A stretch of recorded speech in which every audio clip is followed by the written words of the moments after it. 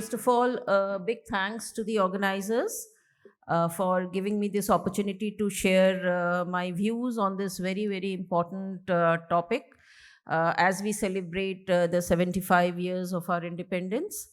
And digitalization, technology is something which is the game changer. It has always been a game changer, but in this Industrial Revolution 4.0, I think it is that much more important because the cyberspace has really kind of come into our physical space and changing the very dynamics as we know about how things are done, or things are, what is productivity, what is outcome. And while it presents a lot of opportunities, helping us overcome challenges, age-old challenges, it also comes with a flip side of many concerns which we cannot ignore. So in my presentation, I actually am going to speak extempore, so please pardon me if I appear to be a bit not cohesive. I don't have a prepared presentation. I'll speak about the digital India, very briefly what we have achieved, because I don't like ever quoting numbers. We all know the size and scale, and I'm sure since morning many people must have shared these numbers. Where we are and what does the future hold for us in a very philosophical kind of a way from a policy maker's perspective. So when we talk about digital India, it actually kind of several pillars, but premised on three major topics. First is infrastructure, second is access, and then e-governance, that is government services to the public general. So generally all that we do under digital India, the programs that the government runs are under, somewhere fits into one of these heads. It started in 2006 with the focus on infrastructure. From 2015, the stress on digital economy per se, and presently the present phase, as I see it, is really the emerging technology phase, which has redefined the entire dynamics and how we do business or live for that matter. So when we talk about 2015 onwards, what is the one big thing which has really kind of transformed everything, changed our thinking? I would say it is the India Stack, which is really the game changer, the bedrock of all future digital interventions and innovations and developments that India will see, and hopefully that India will take to the rest of the world.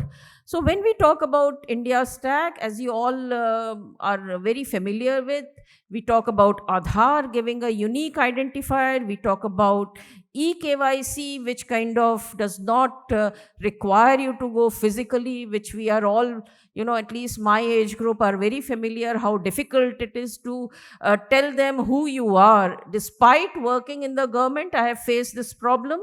Being in the government, I have to, in the past, how do you tell them that you certify, you attest certificates of others, but still you are faced with this challenge of telling somebody, yes, I am so and so.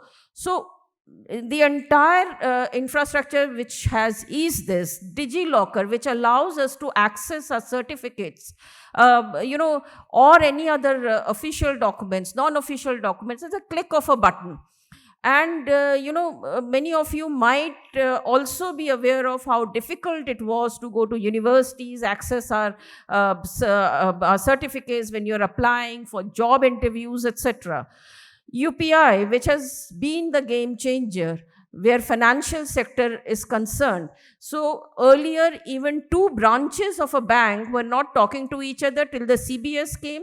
And with UPI now, not only the banks talk to each other, but wallets talk to them, and everybody is talking to everybody else. So it has really transformed the payment system, and this is something which India can be really, really proud of, because we are the beginners. And of course, the e-signature, so which avoids the very physical requirement of verifying or signing documents. So all these things put together, and as we speak, new layers on this India stack are being developed, so that within India, outside India, the transactions, ease of transactions are there, thereby reducing the cost as well as the the compliance burden which businesses are very familiar with. So, one another thing with the digitalization, not only the India stack, but various other digitalization efforts, both at the center and state by organizations, have made India very data rich. Now, data rich is one thing, and data is the new oil is such a cliched thing that I think it is like an iceberg. It just tells you 10% and does not tell you the 90%, which is the important thing. Having data is not important so much. Like, you may be very data rich, but if you do not have data intelligence capabilities, then all that data is like oil under the, which does not get kind of explode. So what India is presently going through is converting from being a data rich country to a data intelligent country, and several initiatives of the government point to that. I will just touch upon a few of them. The first one is having public digital platforms. So public digital platform, UPI could be one of them. We have in health, we have in education, the states are doing it. It basically is a three-stack approach, basically the India stack approach, where you integrate the data, where you make sense of the data by standardizing it, and where you have data governance protocols codified so that you are able to share the data. And when data is easily accessible, that can be used by various innovators, promoters, to innovate over that. So giving access to data with ease, and good data, not garbage in, garbage out, good data is the challenge, and which the government, and especially NITI, I hope somebody from that ministry was also part of this conference. That ministry is really leading that drive and doing it so commendably. In collaboration, of course, with the domain ministries like health, agriculture. In health, you have the National Digital Health Mission. In agriculture, IDEA, which is such a unique thing, which agriculture ministry is doing. So that is what I think one of the biggest thing which is happening. Second is use of emerging technology. Once you have data, you can use technology to do many innovative things. Tools can be prepared where whether it is detecting frauds by insurance companies, or giving a better service. AI, blockchain can really transform our organic farming, which today certification is such a big issue, or for that matter pharma industry. NITI Aayog did several such POCs in the blockchain space. So these are the new technologies which can really transform. You can have IoTs which can really help in the supply chain, as well as in even in areas like irrigation and all, conserving our water. So emerging technology is the second thing. And once we have sorted the data, and with like we have the MeitY Innovation Hub, which has all these startups there. So the startup ecosystem and the innovation thereby, which leverages the emerging technology. However, next thing is important, which is what we call about digital divide, that is access to the infrastructure and to the services. Some feel there is a digital divide, but Others also say there is not a digital divide. I feel there is, and government is working towards it, whether it is, laying networks or giving access to compute, coming out with new compute models. So infra is another thing, and I don't know whether from somebody from telecom had come. So that is also an area. Now the 5G will be rolled out.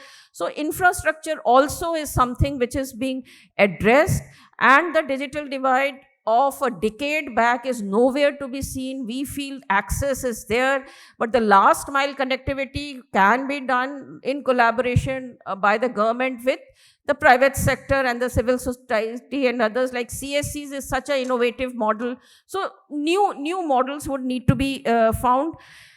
However, the two most important things which NITI Aayog, and I'm very proud to say that we have been able to steer it, is responsible use of this technology. We have come out with two seminal papers on what should be the principles and how should these principles be enforced when you are using, say, artificial intelligence. Many of these things would apply to other such technologies as well. And the last bit which I must say, when we talk so much of digitalization, is the literacy aspect.